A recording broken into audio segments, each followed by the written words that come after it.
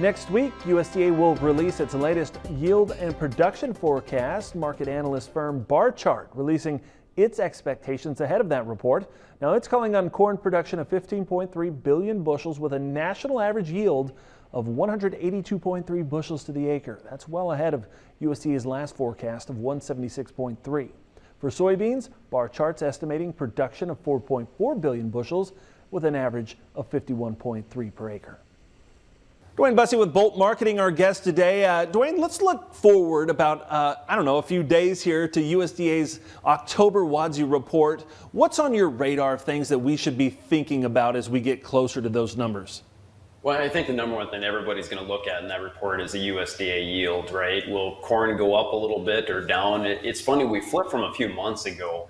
Our Illinois producers were talking about big record yields, and they thought the corn yield had to go up, and the western part was drought, right? And we're thinking it has to go lower. It's flipped a little bit. In the western corn belt, I'm hearing a lot of better than expected air quotes coming in. And then Illinois with the tar spot and that, we've had some yields come in a little disappointing. So the Illinois producers feel like the yield's going to go down. The western guys think it's going to go up. I'm, right in the middle there. I think we're really close to 176 with USDA.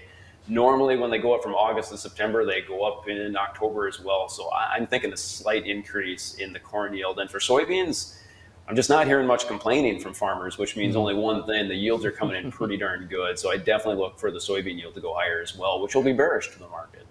How much risk do you think there is as far as price pressure? We know harvest season is always kind of peak pricing pressure, but what do you think is out there right now? That's a great question. It doesn't seem like a whole lot of risk to the downside. Normally, like you said, when you get into harvest and somebody like myself says the yields are going to go higher, you're going to see these markets go quite a bit lower, right? But it stays in there and stays fairly well supported. Now, I say that, but you think about soybeans, we are $2 off of the summer highs, but they're still good prices. So I guess I feel like we could drop to that 1180 in November beans, which is a significant drop from here. And corn, I think we need to go back and test that 497 support. If 497 is our harvest low, I got to be honest with you, I'm pretty happy as a producer. That's a good price, but the market stays stronger, and I think, but demand is in question moving forward. Absolutely. Hey, Dwayne, appreciate it. Thank you so much for being here on Ag Day. We'll be back with more coming up in just a minute. For marketing advice, call Bolt Marketing, a futures and options brokerage firm.